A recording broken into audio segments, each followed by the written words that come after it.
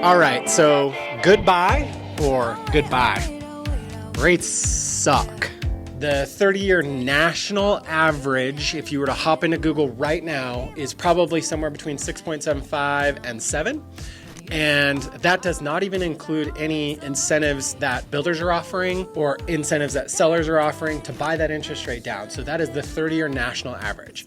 And let's say you have a high balance on a credit card or your credit is a little less than perfect, that rate could be in the mid 7s. And if you've got really bad credit, it could be as high as 8 right now. So rates just absolutely are getting destroyed, and that's killing affordability. So back in the glory days of 2021, interest rates were right around 3.25, and the median home price in Bend, Oregon was $634,000. And as of today, in February 2025, they're right around $682,000. A typical payment on a 20% down, or as we call it, an 80% loan to value home loan back in 2021 without taxes and insurance was right around $22,226. The same situation with today's interest rate at right around 6.75 with the median home price of $682,000. The monthly payment is $3,575. That's a $1,300 a month increase on your monthly payment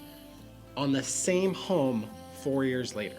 Yikes. So as long as inflation stays high or stabilized, but not trending down, and unemployment stays low, we're gonna probably be in this moment of time for a while.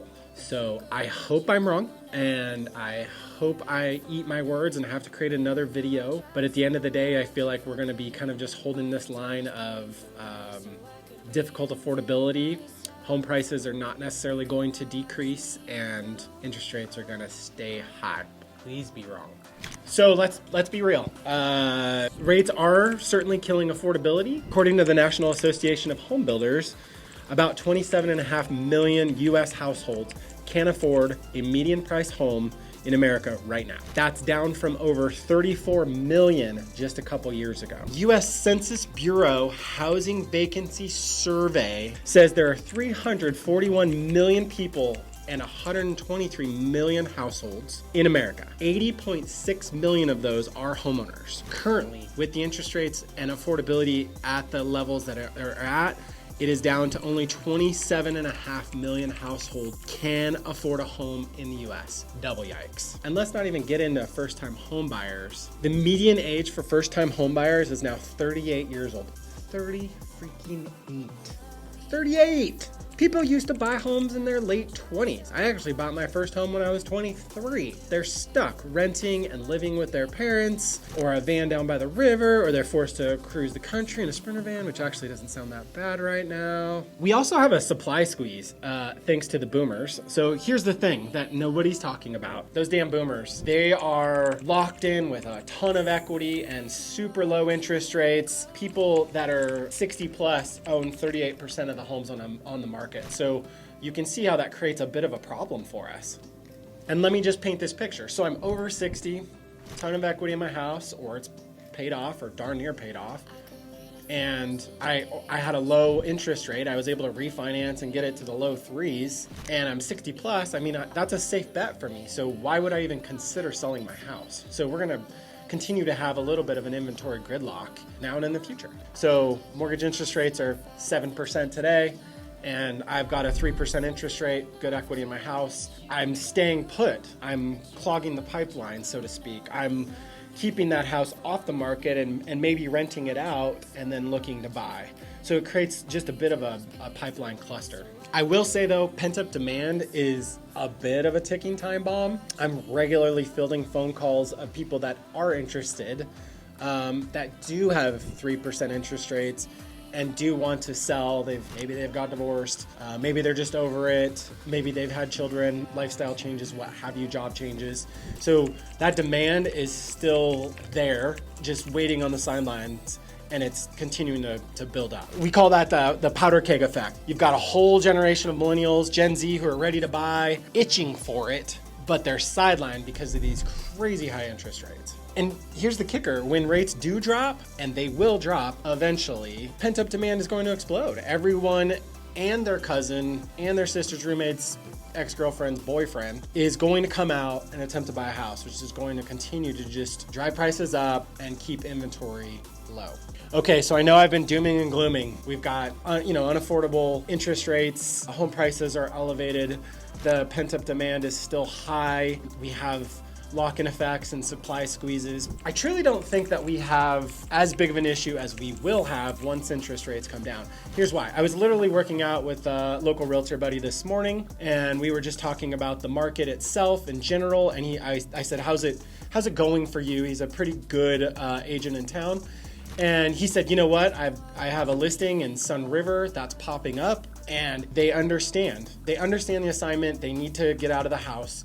So they priced it right, and it's a home that is priced well, updated, and they just need to move it. And he said the demand for it is astronomical. So we're still seeing homes that are priced right move, right? So you also are seeing prices stabilize, which means sellers are becoming a little more realistic, which is also great, right? If you're a buyer in the market, you now get to see more inventory that is popping up with sellers that are a little bit more motivated. So you might, at this moment in time, with rates being elevated and a lot of people sitting on the sidelines, you're gonna get the opportunity to jump in, right? So that's a definite bonus to this moment in time. So the question is if you can afford a house right now and inventory is increasing because sellers are more motivated, would it now be a good time to buy? Or do you want to wait for those interest rates to drop, demand to come back, prices to stabilize or trend up, and then jump into a house? What do you want to do? So if you do want to jump into the market right now, I'm going to give you 4 bullet points. I'm going to read them right here, and we're going to talk about them. So the doom and gloom piece is there. It's real, it's relevant. But the opportunity is there as well if you're ready. What I'm going to ask you to do, I'm going to ask you to 1, stay informed. Don't sleep on the numbers. Keep an eye on rates. Keep an eye on the market and see what's happening in your local area. 2, talk to a pro. Real estate agents are absolutely key, especially ones that are experienced and have been doing this a while. They're absolutely key right now. They're in tune to what sellers are really doing, and they're also in tune to the market's conditions as well.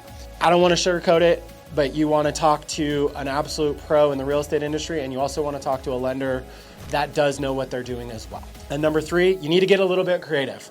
So maybe it's time to look at adjustable rate mortgages. Those are starting to come back online. They were offline for a while, but they're starting to come back online. There are down payment assistance programs that are available. And then hell, why don't you even consider buying a fixer-upper, jumping into it, and then doing a renovation loan maybe later once interest rates come down. So that's an option for you as well. And then finally, be patient. If the numbers don't work for you right now, that's okay. Get with your agent, get pre-approved by a lender. They'll put you in their portal, and that'll allow you to continue to kind of just look and get a feel for what the market is doing. Don't rush into a deal that's going to bury you financially. I won't allow it, but don't rush into a deal that's going to bury you financially. The market will shift. It always does. So I'll leave you with this. Rates are keeping a lot of people on the sidelines. They are. So if you can jump in and buy a home right now, I would advise you to make sure you talk to a good lender, talk to a good real estate agent, get in the portal, and just start understanding what the market's conditions are. Because as soon as rates drop and that demand continues to be pent up, it's going to stabilize to increase prices. So are rates pushing people out of the market? Yeah, they are. But does that mean you should give up? Hell no, absolutely not. The market's tough, but with the right strategy and a little grit, you can still absolutely make it work. Cut.